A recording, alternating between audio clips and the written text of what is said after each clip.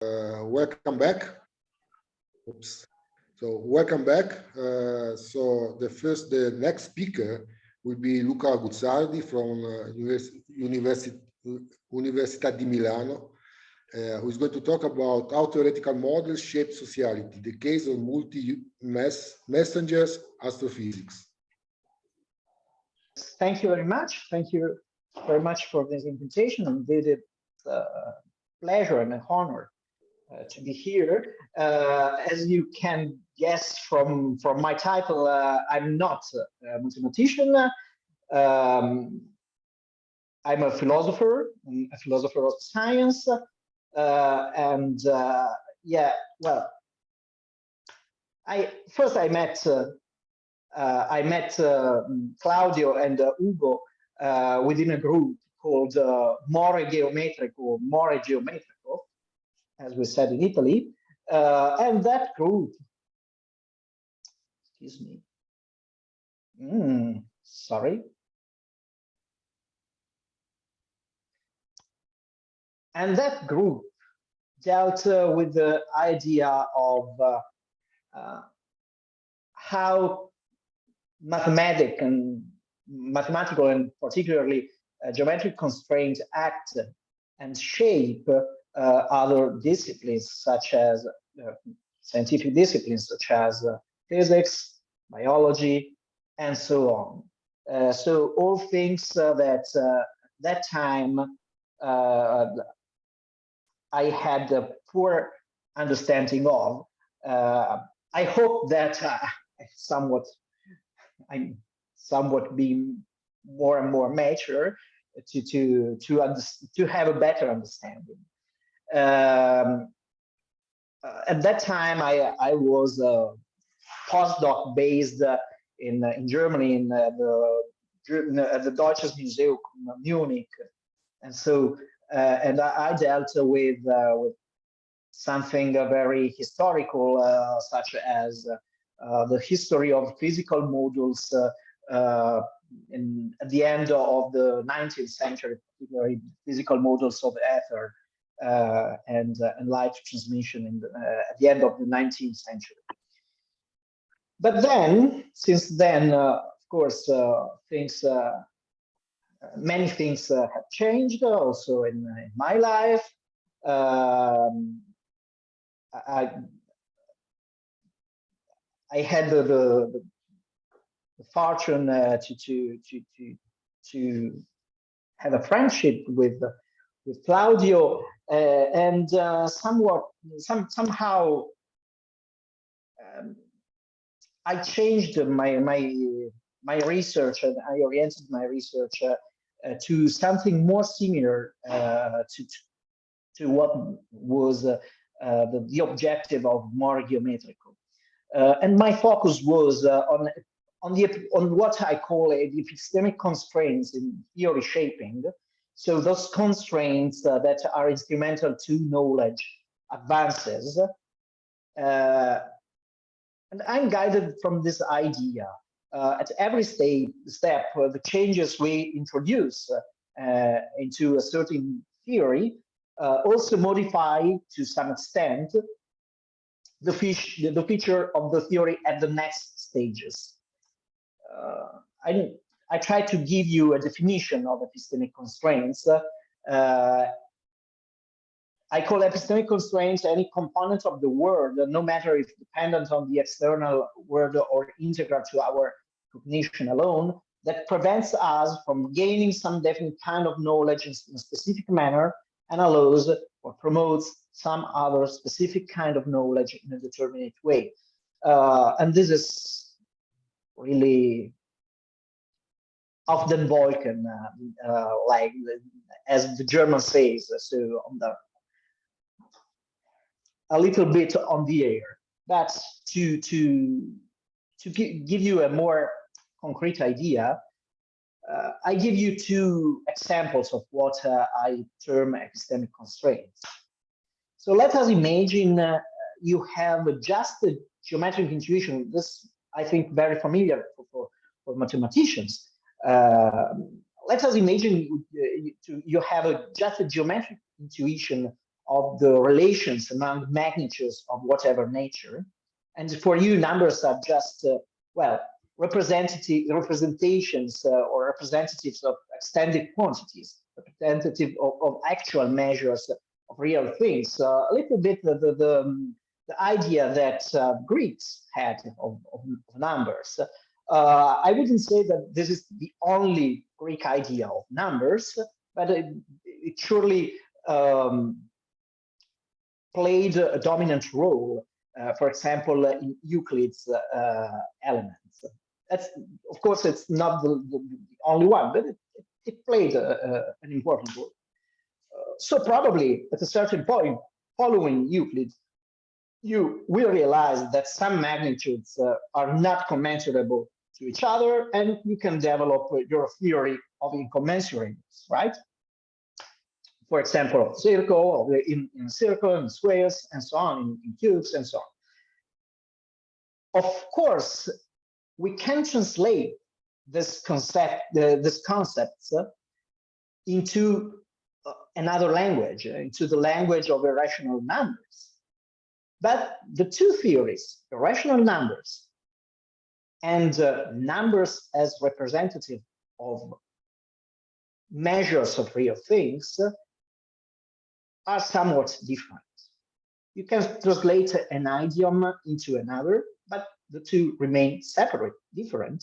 So I would term that geometric intuition that guides us toward a certain end an epistemic constraint.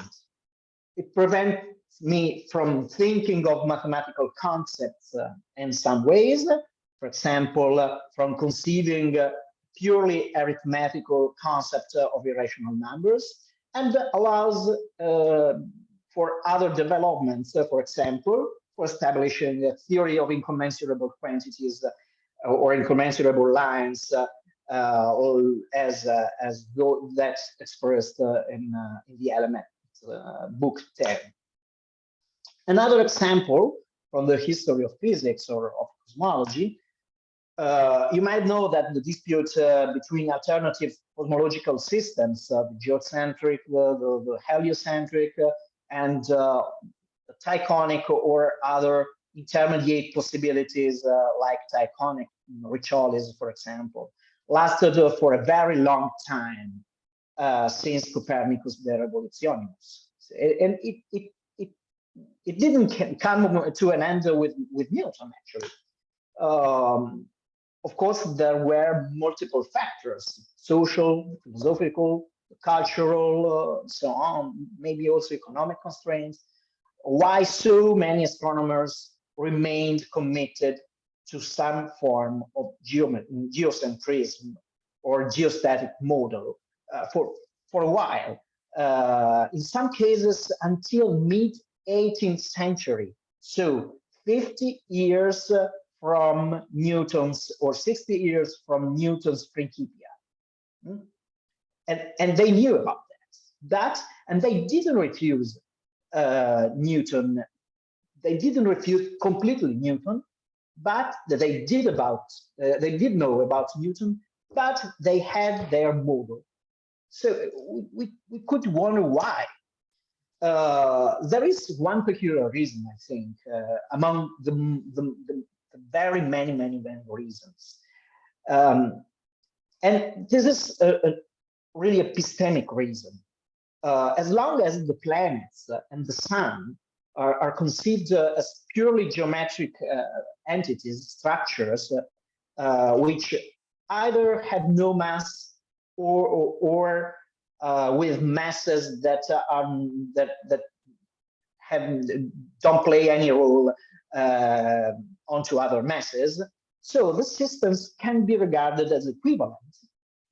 I mean, the geocentric system and the geostatic models and the heliostatic models or quasi-heliostatic models, as in Newton's case, they're practically equivalent. Kepler also knew about equivalence theorems or inversion theorems and so on, and many other astronomers knew about that. And they are interchangeable. meaning that we have no strong epistemic reasons to abandon the one hypothesis in favor to another. To abandon, for example, the hypothesis of a stationary Earth, which was in the end successful and had also some advantages, practical advantages, because you draw maps, or we drew maps on beginning from this hypothesis. So astronomers, particularly Jesuit astronomers, built sophisticated, highly sophisticated systems, highly sophisticated models, which was difficult but feasible in principles, in order to include elliptical orbits, Kepler's orbits, and treat phenomena that do not immediately fit in the scheme, within their models. For example, Venus phases, which did not fit in Ptolemaic system, for example, but did fit in Riccioli's system, or aberration of light, of stellar parallax, and so on. This was very complicated. Here you can see one of this system drew by Boscovich. I will not explain what this system. It was a model for including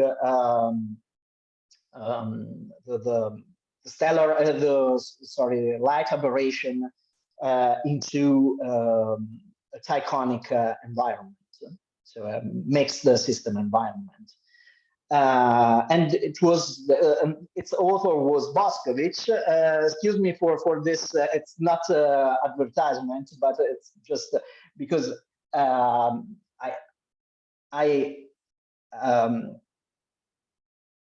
I worked about Boscovich also with Claudio, and we still have a project, and still will have a project about Boscovich's mathematics and mathematical underpinnings of Boscovich's law. So this is a kind of remark for Claudio's commitment, future commitments. Now, my surprise was when I discovered that this models, Boscovich's model is 1742, and in 1743 he completely refused. Not completely refused, but okay. He thought that after all we could be Newtonians. These models came to an end very soon as Jesuit astronomers, in this case, accepted Newton's theory of gravity. Why? Because, well, if you are Newtonian and if you accept Newton's gravitational law, you will not only accept the inverse square law, which is geometric constraint only. You have also to accept the direct dependence of gravity for all masses. And in this case, systems cannot be equivalent anymore. Otherwise, one should think that the masses of the sun and the planets and so on are nearly negligible compared with that of the Earth, in order that they revolve around us. So this is an epistemic constraint, because it prevents me from doing something, from developing a certain theory, and endorses other kinds of theories. But I think that this is acceptable as far as epistemology, theoretical things matter. And of course, not only epistemic constraints matter in theory shaping. There are several other factors that matter. And I think that epistemic constraints also matter, and I'm interested in this kind of things. And it is, I think it is easy to think that they play a role in theory shaping, as far as just theoretical parts of the theory are concerned, like in the two examples before. There is also, I then discovered that there is also some literature about that. Andrew Pickering was used to speak about constraints in history, and Gallison, who picks up an idea from Bordel's La Méditerranée, and in several historiographic essays. Luca, Yeah? is Gallison's book about particle physics? Yeah, exactly. There is I think 2 paragraphs on or 2 sections, or 1 or 2 sections about Bordel. I think that the reference to Bordel is very interesting for mathematics, for mathematicians, because Bordel in an essay, in a historiographic essays, uses the metaphor of envelopes to explain what a constraint is. No one speaks of epistemic constraints. This is Luca Guzzardi, I think, but they speak of constraints. Okay, but now my question is, to which extent do epistemic constraints reach?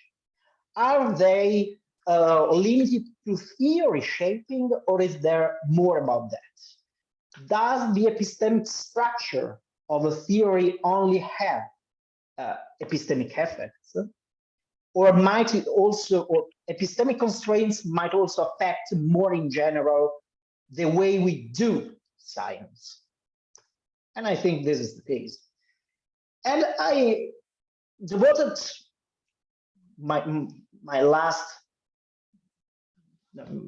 investigations, so to speak, since I wrote that book on Boscovich, on the idea on the concept of scientific collaboration or cooperation. I will use the 2 terms in as practical synonyms. So they're not in principle, but I will use it as synonymous now.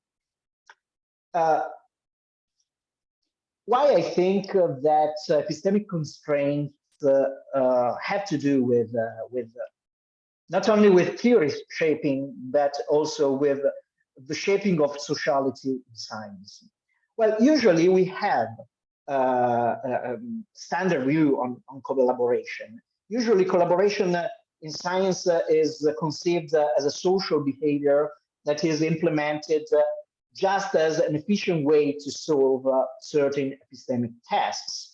So, for example, if you want to run a large experiment, or in high energy physics, in astronomy, or analyze a huge amount of data, and so on, then you have to collaborate with others. You cannot do alone, practically.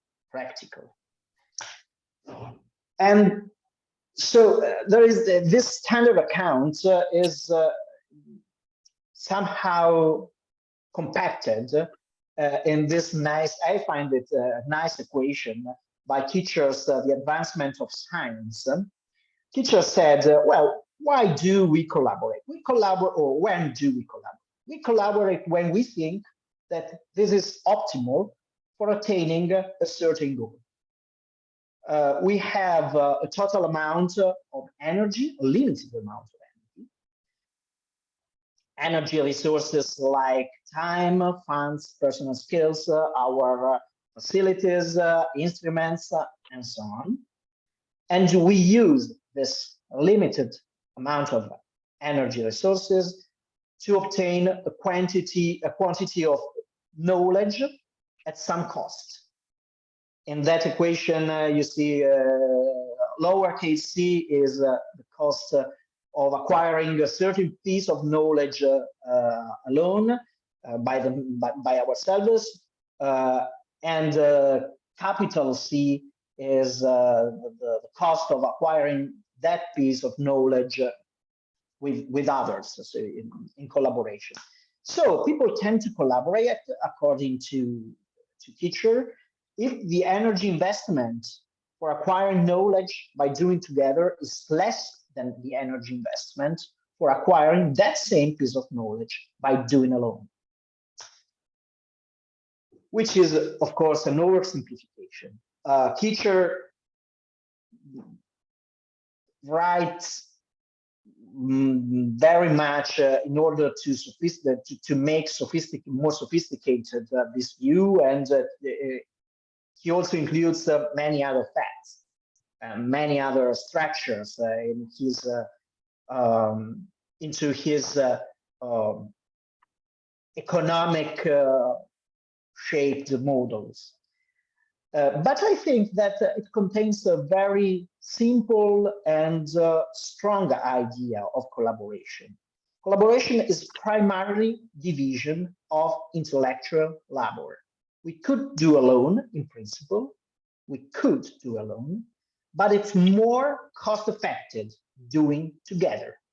From this point of view, if Kitcher is right, then it has no sense to think that the epistemic structure of a certain enterprise may affect its social structure. Epistemic goal and social behavior are relatively independent, but the social may influence, and usually does influence, the epistemic structures, the epistemic process. Otherwise, or the other way around is not permitted, or it has no sense to ask about it. I think I have a case, and I will do the case. I try to be efficient and to reduce my my time in the most effective manner possible.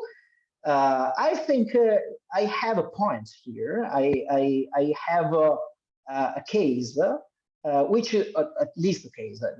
I have more, but let me try to explain it to you. Just a case in which I think that Kitcher doesn't get the point. And this case is multi-messenger astronomy, which I use as an example in which the cooperative social structure of science is recasted by its epistemic structure, in particular by the theoretical models which multi-messenger astronomy employs. I don't know how much you know about multi-messenger astronomy, astrophysics or astronomy, maybe much more than I know about it, but let me put on the table some things that I will use in my argument. So the concept of multi-messenger astrophysics or astronomy traces back to the early 2000s and gets viral in 2010s. If you now make a query in Web of Science, for example, multi-messenger astrophysics, you find plenty of articles. If you make the same query with reference to years 1990s, 2000s, you will find very few articles, just a couple of them, I think, something like this. And they're all around 2000. Multi-messenger astronomy consists in the combined study of radiation conveyed by mediators different in nature: neutrinos, photons, photons of every kind. I mean, electromagnetic radiation in the whole spectrum of electromagnetic radiation. Then gravitational waves, cosmic rays, so mostly charged particles or very small atomic nuclei. The very important piece of knowledge, piece of news here, is that they are not studies in themselves, which is the case, for example, in a particle physics research, where you essentially studies particles and the properties of the particles, the structures of the substructures and matter, and so on. No, and multi-messenger astronomer is not interested in this. There's just could be a part of the research, but a small part. The multi-messenger astronomer is interested in using the knowledge that he or she arrives at through studying the mediators as a means to explore the potential sources, the events that have radiated so much energy in the form of neutrinos, photons, GW, and cosmic rays, and so. And these sources are usually extragalactic and are usually transient events. So they last for very brief time, from just few seconds to days, months, years, but which is a very short time compared with that of the galactic structures or the standard stellar structures and so on. So it seems to me that the key point of multi-messenger astrophysics is the following. Well, you can say, okay, but virtually every cosmic object or process is a multi-messenger source. For example, the sun.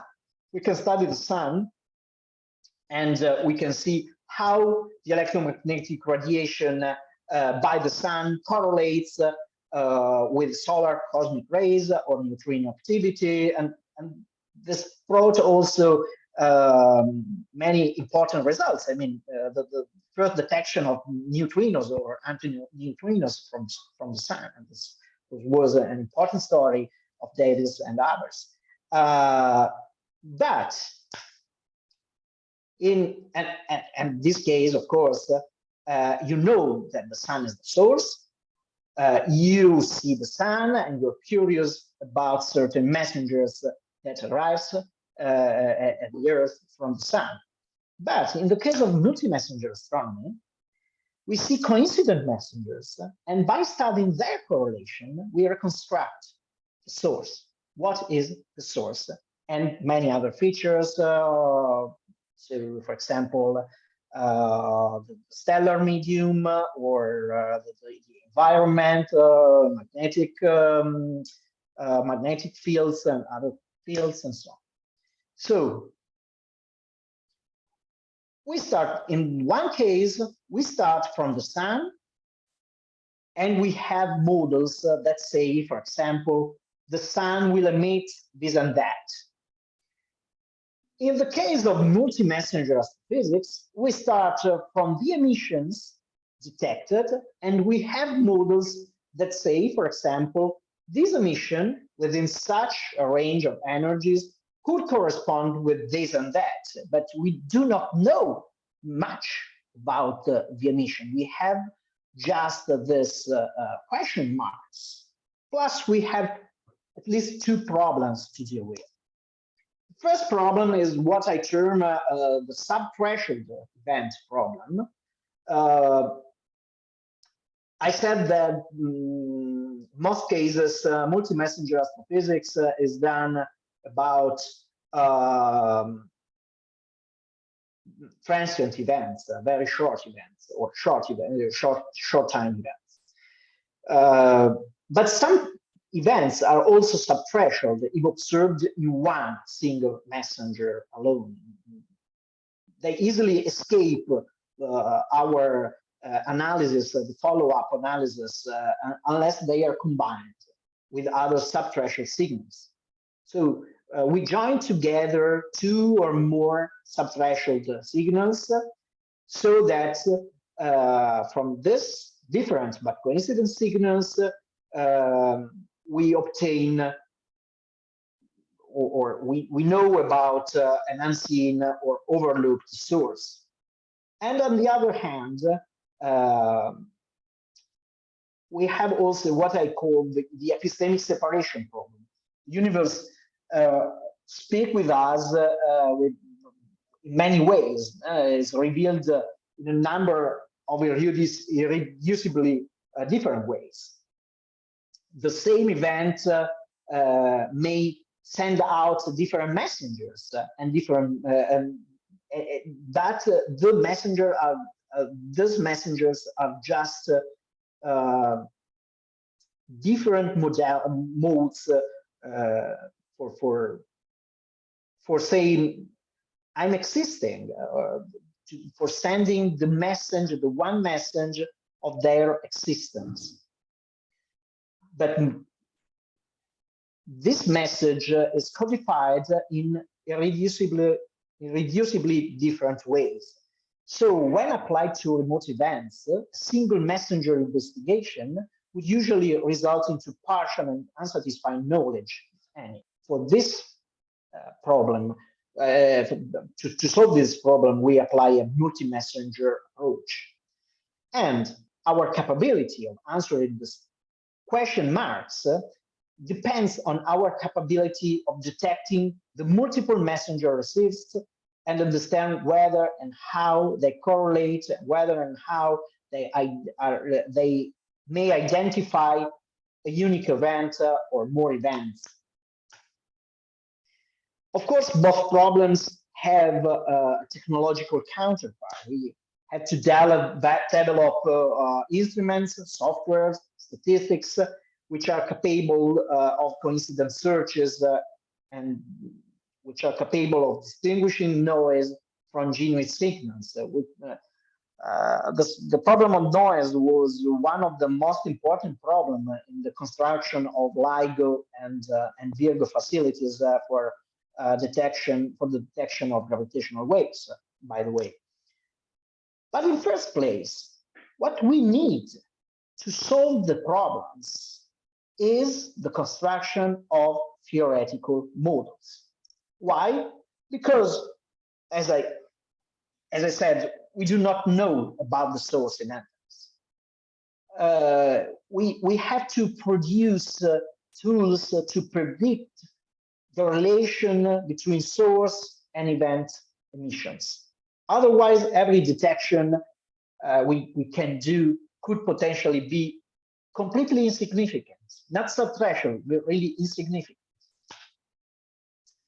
So the first step is, from this point of view, is to understand what models are. And unfortunately, there are many models of models in a certain sense. There is much research on the notion of models since the 1960s in the philosophy of science. I think that the most important two strands are the following: the semantic approach, the so-called semantic approach to scientific theories, in which models are conceived as structures endowed with some kind of isomorphism to a target phenomenon. Please don't ask me what an isomorphism is. First of all, I think that you know this much better than me. And second, well, I'm not sure that everyone in the literature has a clear understanding or univocal understanding of isomorphism. In any case, for me, I understand isomorphism something like a very basic notion, something like identity of structures between two different things. Okay, it's a little bit naive, but for my aim here is okay. The second strand is the fiction view of models. Models are fictions, implying fictional entities, say the advocates of this fiction view, more or less like the characters of a novel. They are prescriptions to imagine something. And I confess that I sympathize for both of them. And so I offer to you a more basic notion which tries to include both of them. Models are theoretical constructs that develop a representation of a certain target phenomenon, mostly in the guise of a narrative that tells us how things are. That is, they describe the relations of some elements of the target phenomenon to other elements, as far as what we can call, following Bas van Fraassen, Hertz constraints. This is the idea that traces back to Hertz's introduction to the principle of mechanics, where Hertz also tries to give an idea of a model. And he said that he qualified the models in this manner. The necessary consequences of the pictures in thought are always the pictures of the necessary consequences in nature of the things pictured. So we have our mind, which in a certain sense tries to mirror the external reality, and our mind gives us pictures, and we can deductively have consequences from this picture, which must have also the pictures of the consequences we see in nature. This also this requirement also tells us, I think, something about causality, or entails that every stage of the narrative is causal. That is, it is causally linked to, and in this sense explained by, the previous stages. Well, the notion of causality can be tricky here, but what I think Hertz's idea was that there was no causality unless this idea. We assume that it depends on the fact that models must reproduce in thought the necessary consequences in nature. And this is all what causality means. However, it's causal, but not necessarily deterministic about the subsequent stages. I mean, after all, the consequences in nature come before the consequences of our pictures, and the consequences of our picture just have to reproduce in thought the consequences out there. So it seems to me that this Hertzian idea of a model allows for a pluralism in modeling, and means that model at every stage is causal, but allows for many possible scenarios. It forbids some scenarios from occurring, but allows for a variety of other scenarios. And it allows to calculate, in a certain sense, possible alternative outcomes, which are tested against experience to check whether the necessary consequences of the picture are or not pictures of the necessary consequences of nature of the things pictured. So that sets of possible continuations of the starting narrative are produced and tested again, and step by step models emerge and possibly change. So it seems to me that the most important thing is not what models are, but what models do. Models, I said, recount causal stories. Every step can be justified by the previous one and sets the condition for the next. However, the details on the next maybe depend on a variety of local, partly independent conditions. I have an example from multi-messenger research. The initial supernova models allowed for two different mechanisms of explosions.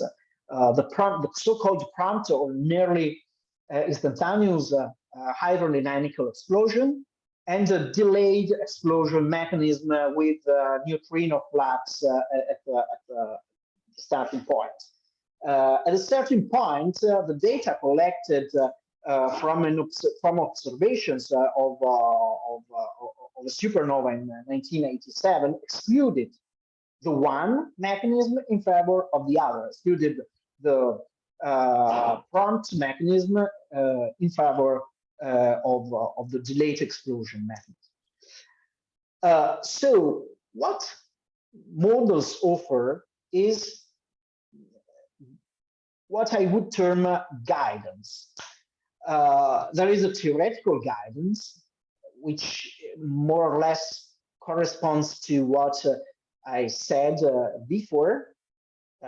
Since they are non-deterministic about the future, models are also flexible enough and they are causally produced and can orient their proponents toward the next steps.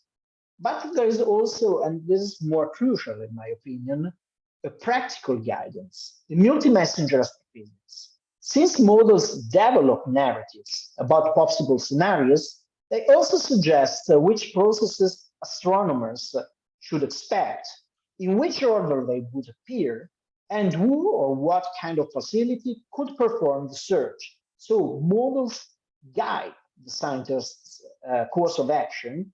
They anticipate what the astronomers should look for and approximately in what order they should do the observations. An interesting case was in what I already mentioned, in the case that I already mentioned, the case of supernova 1987A.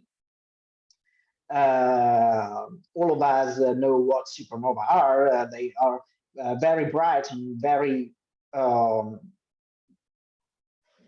spectacular explosions of massive stars at the end of their life. Typically, in the case of supernova, there are many kinds of supernova. Sometimes one speaks of the zoo of particle physics, but try to have a look on the zoo of stars. We do have also two or more names for the same stellar object, which is crazy for me. So it's in any case, on 24 February 1987, a supernova was observed in the southern hemisphere. The model said, or some models said, as I showed before, that a neutrino burst must have preceded the optical sighting. Then an archival search for a neutrino flux was performed at Kamiokande detector in Japan, and the details were then adjusted with data to have a better models. And this, or better models, and this stage was very important, I think, because with more precise models that also included the information that a neutrino flux is expected to take place before the sighting, we have a crucial information. We can revert the cycle and passing from early neutrino burst detection to the source identification. So it's something like this. The model says to the observers, try to operating your facilities, your experiments, and so on. Okay, this was what happened 30 years later when time and also facilities and the sky gave us the possibility to better understand what happened. This was one of the most important successes of multi-messenger astrophysics. I mean, the detection of a gravitational wave signal and gamma ray burst in August 2017, which was the second important gravitational wave detection from a neutron star binary merger. On August 17, 2017, LIGO and Virgo detected gravitational waves, but just 1.74 seconds later, the Fermi telescope, based in space, is a gamma ray telescope, so a gamma ray burst. And the two events were seen as coincident signals. they seem to be created by the collision and merger. They were in the same, in that kind of energies for which they were originated by a collision and merger, not of black holes, as in the first case in the 2016, I think, but not black holes, but neutron stars, so very compact stars at the end of which are the remnant supernovae. Over the next 24 hours, detectors in all frequencies of light struggled to observe the signal and succeeded in locating it in a nearby galaxy. And the infrared light kept brightening until being free. And over the next weeks, X-ray and radio light brightened as well, and other conclusions were drawn. But why? Why was it possible to have so early identification? Because astronomers exchanged information about this. They also invented networks for exchanging this kind of information, and they had theoretical models that said, hey, when you receive the signal, this is probably a neutron star merger, and you would, to be sure, in order to be sure, you have to exchange your news about that with other colleagues working in other contexts. So multi-messenger models predict that certain sources release radiation messenger in a certain order and according to certain timescales that can be more or less detailed according to local conditions. This means that models do not only include theoretical elements about what mechanisms are working for what effect, which calculations are employed, which speculations are allowed, but they also contain operational instructions into action. And I try to make explicit an instruction like this. Like your neutrino observatory is be operating. If they detect neutrinos energetic enough to be of galactic or extragalactic source, then quickly search for other emissions, ultraviolet, optical light, infrared, X-rays, and so on. But be prepared, because the timescales can sensibly differ from case to case. And whereas the total timescale of the neutrino emissions, for example, typically lasts tens of seconds, it may take minutes, hours, or days until the first electromagnetic signal is detected. So time is of the essence. You have to be quick, and I also subscribe actually an app, and downloaded an app for the quick and early notice of multi-messengers event or transient event. Okay, but this is another case where in September 2017, and you see here that every facility can only see particular messenger. It's not possible to have a facility that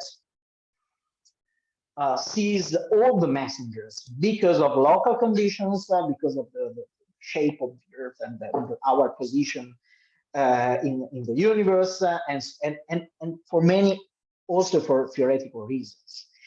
So different messengers convey different information and can only be observed by different instruments. But this implies that multiple actors or facilities are required and must share their individual contribution. That is, they must collaborate.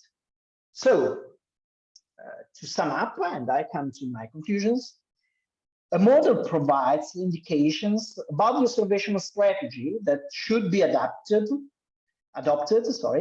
since it predicts which messengers are expected in the follow-up observation campaigns.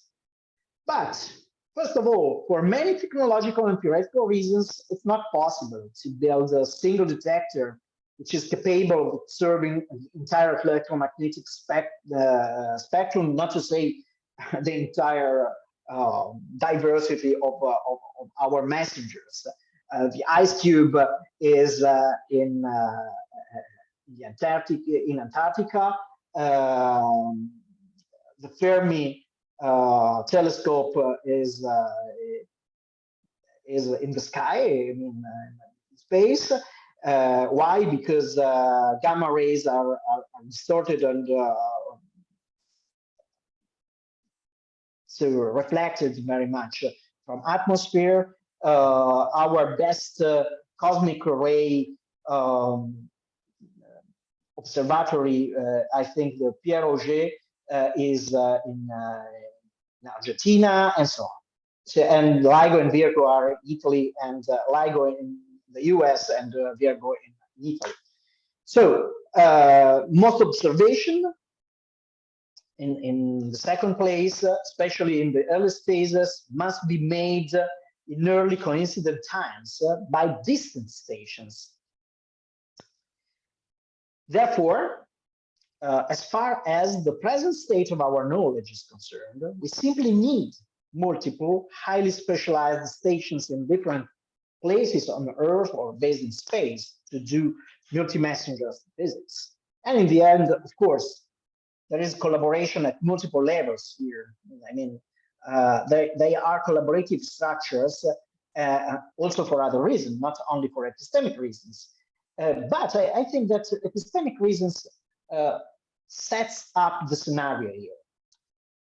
There is something peculiar in this case. It is in the first place the epistemic structure of multi-messenger astrophysics, the models we have, the compound of the several theories on which multi-messenger astrophysics is based or uses, the object research, the fact that they are transient objects, the scientific aims, the method it employs, the model-based research and predictions. All this theoretical epistemic things require some level of collaboration. And so assuming that collaboration is a social strategy to solve a certain epistemic problem, the social strategy is in turn endorsed or maybe even necessitated by the epistemic structure of that problem. And well, I think that, as I said, part of this research was my was the way in which I understood the big project of that small group of people, of scholars, more geometrical, some 15 years ago. And with that, happy birthday, Claudio. Unfortunately, I'm not able to offer you or to get with you a cup of champagne, but okay, what we can do. Claudio is also, for me, has also been a master of drinks and drinking. So happy birthday. Okay, so thanks a lot, Luca. So there is any question? Claudio, I think you are mute. Because Ugo told me to. See you. Okay. No, you don't see me. Because I'm seeing me on the screen, but you can hear me. Yeah, of course. So I'll try. So thank you for your very interesting talk, and well, wine or champagne will be for the next time we will meet. And of course, I have a couple of comments about the notion of model that, as you know, is quite is a quite interesting topic for me. So first of all, in the so-called, what you call and usually called the semantic approach, I should use the term homomorphism, mathematical term of homomorphism instead of isomorphism. So in general, I think there is no identity of structures, but similarity of structures. So there are certain features of the structure involved that are preserved by the model, but not all, not completely. So this is particularly clear, I think, in, for example, in Van Frassen, implicitly, at least. And but as you can imagine, I don't like very much the semantic approach for at least one reason. That in the semantic approach, well, mathematics is not part of science, because you cannot apply this approach to mathematics. It's very difficult to, is completely unnatural to use the semantic approach in order to explain the dynamics of mathematical theories or mathematical models. Instead, I'm convinced that the fictional approach and works also for mathematics, also for the, for example, for in making, in trying to outline history of mathematics.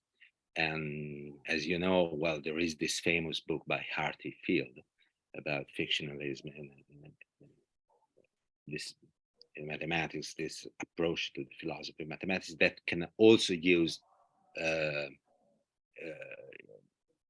in the history of the mathematics. And with but for example, taking I don't know all the names you quoted, but at least Gottfried Smith I know, and well, I will make a little change. That's, I mean, a model is not just a story or a novel, if you like, but a collection of overlapping stories or overlapping novels. So this is my idea. Well, not a great idea, but and of course you have to. Well, this is occurs quite often in the history of science. That, for example, there are two novels. There are different novels, and then a third novel or a third story is written, and with partial overlaps over the two, and so you have a complete, well, not a complete, but you have just one novel in some sense in different volumes. And of course, there are some requirements that must be satisfied. For example, if in the novel, in the first novel, you have a character which is a male, and in the third novel, the second one, in the second novel, you have the main character is a female, well, you have to write a third novel, explain why this is happened, that a male character is transformed into a female one, and so on, or a horse into a dog, and something like that. For example, think of particle physics. I'm just thinking. I'm not talking about something impossible. Huh? For example, particles and waves, and so on. You have a different story, just overlapping stories, or otherwise said, models. So I think that one could work in philosophy of science in this direction, and this works very well in mathematics. And I think that there is a lot of work to be done. So just a quick reply. No, thank you very much, Claudio, for this. I mean, it's for this Borgesian comment also. About isomorphism, yeah, I do not have replies here. I must confess that I use it because surface. Yes, I know. Yes. The idea unfortunately, of isomorphisms, so on, or yeah, there's no strict identity in the sense. There is just partial identity. This is completely in Hertz spirit, because if you read exactly. carefully Hertz sentences, well, this means that there is a homomorphism of causal structures, not an isomorphism. Okay, thank you. Thank you again, and I hope we'll meet soon in order to talk about this and Boscovich as well. I remember. I don't forget. I'm just a bit, as always, a bit late. Overlapping of delays. Thank you. Okay, so there is any more question or remark or comments? So if no, let's thank Luca again. So, and I guess that now we have a break. 30 minutes, right, Valeriano? Maybe less. So let's stop the recording.